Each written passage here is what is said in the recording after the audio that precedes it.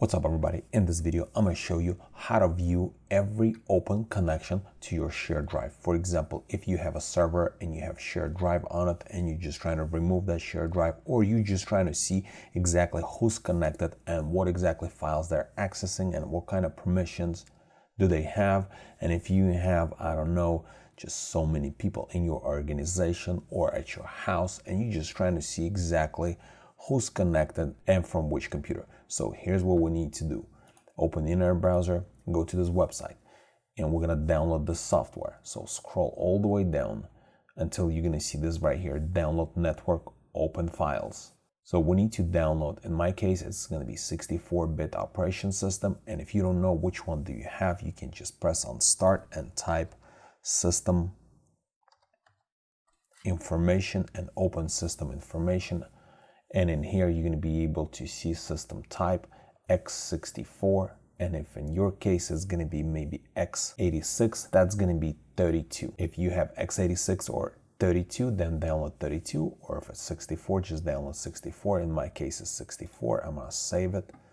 Once the file is downloaded and saved, navigate to your download folder. And in here, we need to extract. Right click on it and just press on extract all and then extract.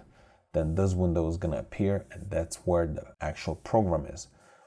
Network open files. Just double click on it. Then this window is going to appear. Just press on run. And that's it. Once this window is going to appear, you're going to be able to see every open connection to your shared drive. So in my case, administrator, this is one of my computers, and then I got a few laptops. So right here, you can see user, which username is connected to. So I got a few usernames right here, what actual file names they're accessing or whatever they have open right now. Then computer, their IP address, host name, and then what kind of permission do they have? Read permission, write permission, create permission.